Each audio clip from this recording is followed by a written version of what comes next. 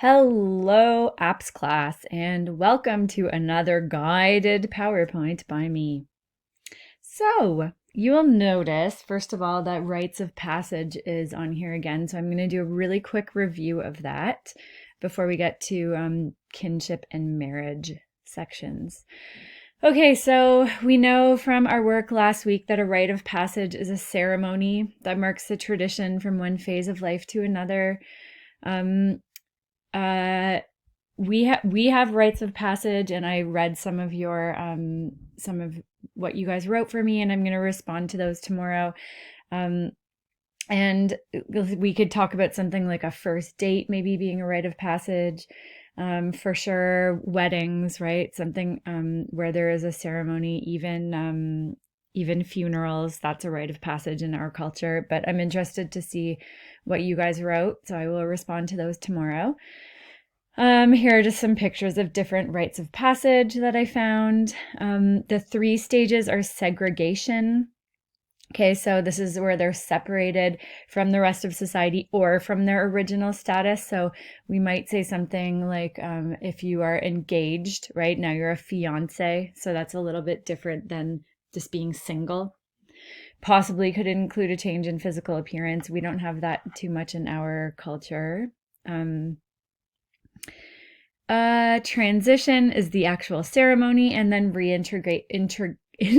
integration, going back into society as your new in your new role. Okay, so with your wedding ring on, for example.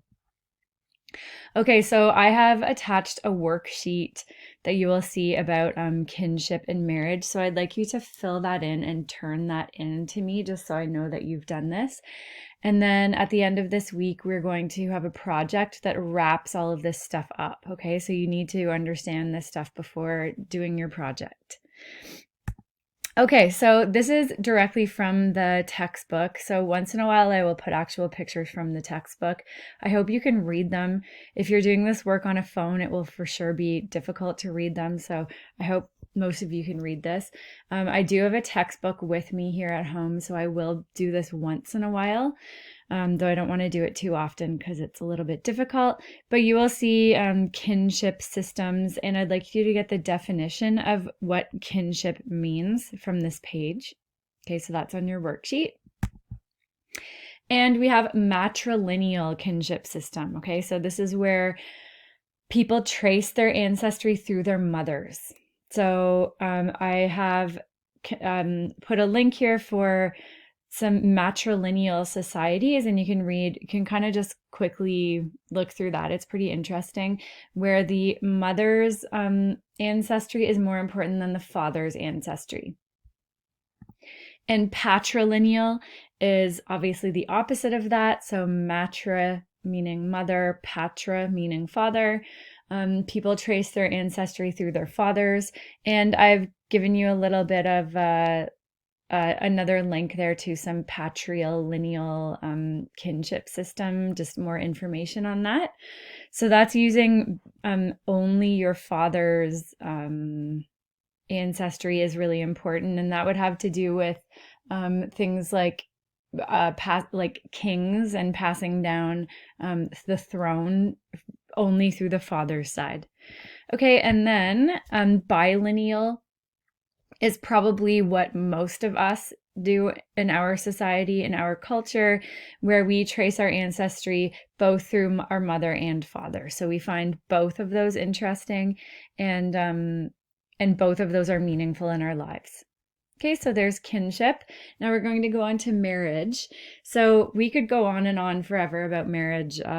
There are many interesting things about the history of marriage. I've tried to make it kind of short and sweet for you here. So marriage varies enormously from culture to culture. Anthropologists agree that look at marriage because they look at the socialization of children, the rights and obligations of people that are married. So, for example, their reproductive rights, their social roles, their work. And they look at how marriage creates new relationships between families and kin groups.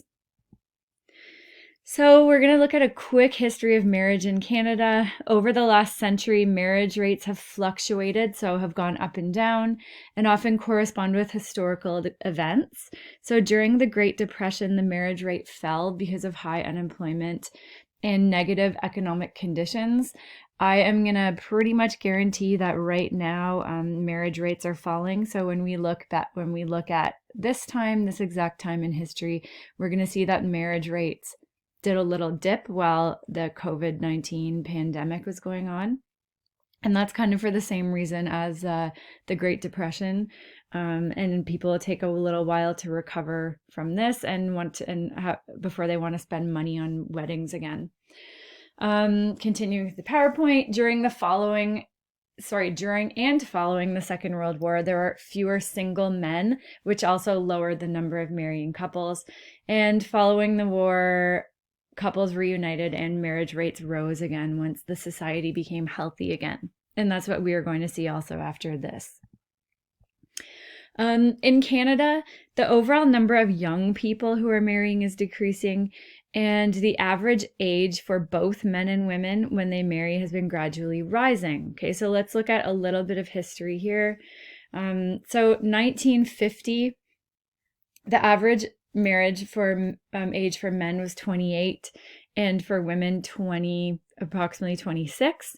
This was higher than the 1960s and 70s, so that's interesting, isn't it? In the 50s, the age was a little bit higher. In the 60s, it dipped down to 23 years for women and 25 and a half for men.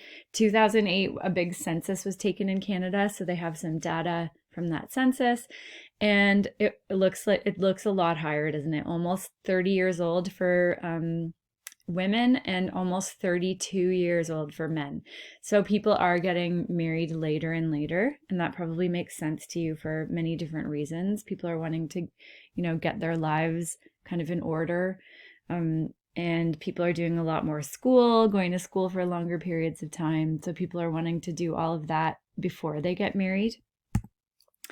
And same-sex marriage, there's another big census done in 2016.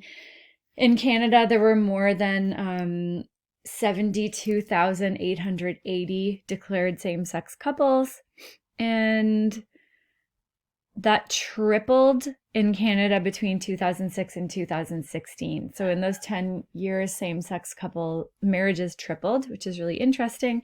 In 2003, Canada was the fourth country in the world to permit same-sex marriages. I actually got married in 2003, and I remember a lot of same-sex couples getting their marriage license at the same time as me. So I was really aware of that at the time, and that was an exciting time in Canada.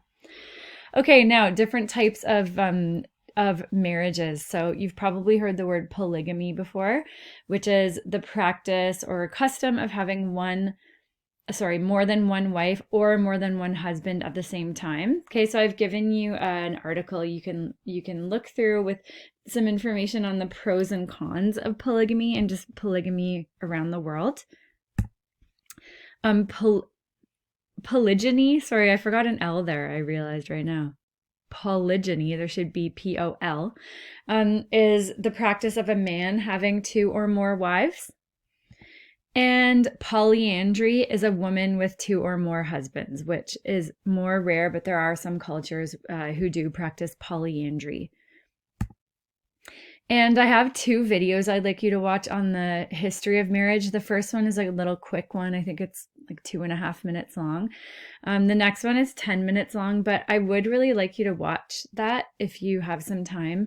It has some really interesting concepts and some different ideas I think that it will introduce to you on just kind of what is the point of marriage? Why did people get married? And it will help you, kind of cement your ideas on whether or not how you feel about marriage and whether or not that's something you would like to do when it comes time for you. Our final slide is to watch. I would like you to watch 15 minutes of this documentary called Inside Bountiful and respond to the question, which is a kind of paragraph question in full sentences. And this is really interesting because this is something that was happening in British Columbia, where there is a whole polygamous community. And there's some really interesting stuff in this. Of course, if you would like to watch the rest of the documentary, go ahead. I just didn't want to ask you to watch that much, but if you're into it, keep going. And if you want to research the Warren Jeffs, who they talk about later on in that, also, of course, feel free to do that. And later on, when we do a project on cults, you might be wanting to choose the Warren Jeff kind of situation there that you're going to learn about. Okay, so I hope that explains that for you. So you're going to be watching the PowerPoint, you're going to be filling out your sheet and turning that into me, and that's it for Tuesday and Wednesday. I will talk to you guys again on Thursday. Bye-bye.